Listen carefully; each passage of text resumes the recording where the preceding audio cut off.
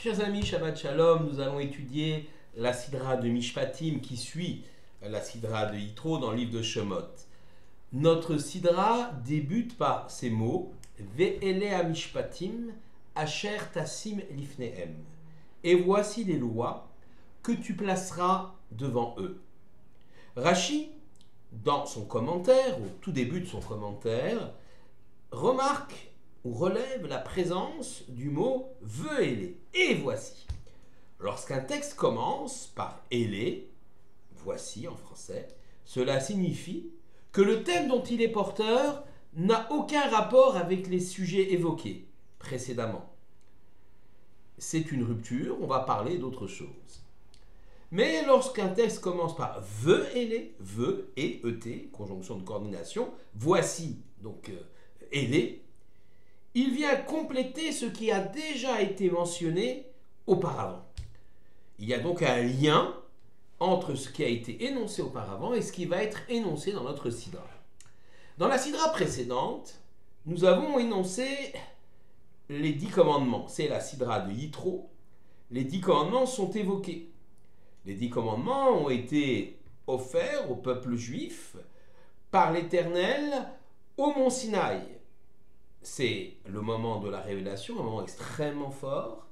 Dieu va parler, il va énoncer chaque commandement, le premier et le deuxième surtout. Après, les Israël auront peur et on aura à Moshe de récupérer le reste des commandements, ce qui va se passer. Mais on comprend bien ici que se joue l'identité même du peuple d'Israël par le don des 10 commandements. C'est un temps fort de l'histoire juive. Eh bien, si on écrit Ve'ele Mishpatim, et voici les lois, et voici les lois. Avec ce vœu qui vient lié à ce qu'il y a auparavant, cela signifie donc que de la même façon que les 10 commandements ont été prononcés au mont Sinaï par l'Éternel lui-même, eh bien les Mishpatim également ont été prononcés au mont Sinaï par l'Éternel lui-même. Il y a donc une sorte d'égalité de valeur entre les 10 commandements et ces lois que nous allons lire dans cette sidra de Mishpatim. Les lois des Mishpatim organise en vérité la vie des humains. La vie des humains entre eux et permet l'établissement d'une société juste où chacun pourra s'épanouir. Mais ces règles auraient tout aussi bien pu être issues de l'esprit humain. D'ailleurs, les grandes civilisations, les sociétés, ont imaginé des systèmes de lois, de tribunaux permettant d'organiser la société et de la pérenniser, afin que ça ne soit pas la loi de la jungle. Toutes ces lois ont une cohérence, une logique et permettent effectivement la vie en société.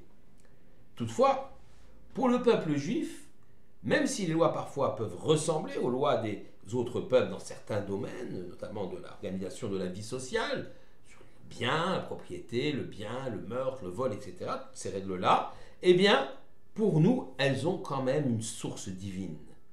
Comme les 10 commandements ont été donnés au mont Sinaï, ces lois ont été données au mont Sinaï. Les grands principes du monothéisme énoncés dans les 10 commandements, eh bien, sont de source divine. Ces lois, Mishpatim, plus terre à terre, si je puis dire ainsi, qui organisent la vie en société, également ont été dites au mont Sinaï. Quelle importance d'un tel postulat? Les lois, pensées par les collectivités humaines, sont le résultat soit d'un consensus, d'un choix démocratique dans nos sociétés modernes et évoluées, où il y a des parlements, soit le choix également d'une certaine logique, certaines réflexions, soit elles sont le fait du roi ou du prince, c'est-à-dire qu'elles sont imposées à un peuple par un pouvoir dictatorial, quel qu'il soit, monarchique ou autre. Mais ces règles-là ont une grande faiblesse, car ces décrets, ces lois sont toujours très relatifs. Ce qui est juste aujourd'hui, dans notre génération, va être battu en brèche dans la génération suivante. Les hommes défont ce que leurs prédécesseurs ont bâti pour construire une autre société, autre chose. La vérité, la justice, en vérité, si elle est issue de l'esprit humain, eh bien, cette vérité, cette justice sont très mouvantes et varient au gré des générations. Prenons quelques exemples. L'adultère était condamné dans la société française au début du siècle, du XXe siècle, j'entends bien, alors qu'aujourd'hui, il n'y a plus de condamnation pénale de cet acte-là, même s'il peut y avoir une condamnation morale et encore. Des mœurs totalement prohibées il y a encore un siècle, dans matière donc de mœurs et de couple, aujourd'hui sont tout à fait non seulement admises, mais officiellement inscrites dans le code de loi.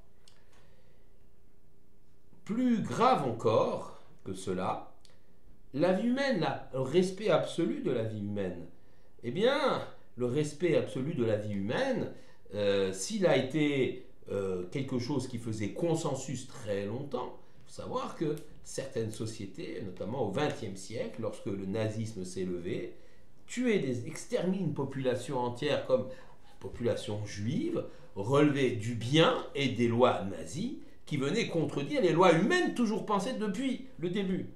Or, si l'on dit que la loi des Mishpatim, les lois d'organisation de la société sont d'origine divine, elles ne souffrent absolument aucune exception, ni dans le temps, ni dans l'espace. Dans l'espace, en effet, dans une même époque, tous les hommes ne s'accordent pas forcément sur les mêmes principes.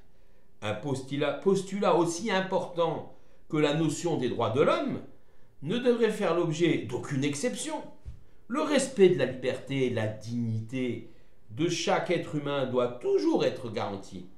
Et pourtant, bientôt, souvent, beaucoup viendront nous expliquer que dans certains pays d'Orient, d'Extrême-Orient, cette notion ne fait pas partie de la culture locale.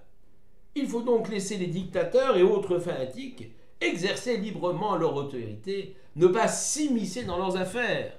Il faut les respecter dans ce qu'ils sont culturellement, entre guillemets, j'ironise, et faire en sorte que ces sociétés foulent aux pieds les droits humains les plus basiques. Pour la Torah, toutes les lois de Mishpatim garantissent le respect de l'être humain. Et toutes ces lois-là, elles le garantissent parce qu'elles sont de source divine, et non donc incontestables, immuables, ne souffrant d'aucune exception géographique, ayant une pérennité dans le temps. Vivre les lois de Mishpatim, comme on vit les grands principes du monothéisme, c'est affirmer sa volonté de privilégier en tout lieu, en tout temps, la justice, mais aussi le respect de la vie humaine, le respect de la dignité humaine. Dieu a créé l'homme à son image, il a fait descendre l'humanité d'un couple initial pour bien montrer que tous les êtres humains sont égaux et ils ne sauraient souffrir d'exception, quel que soit le pays ou le régime. C'est là peut-être finalement une des vocations du peuple juif.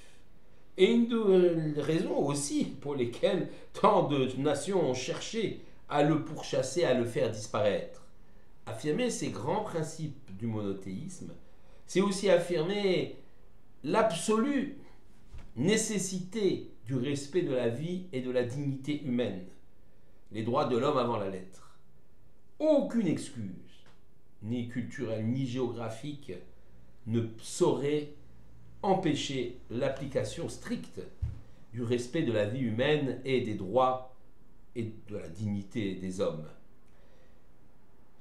Cela nous a valu beaucoup d'inimitié dans l'histoire, nous juifs, mais nous sommes là. Israël a toujours relevé le défi et a traversé l'histoire. Shabbat Shalom à tous.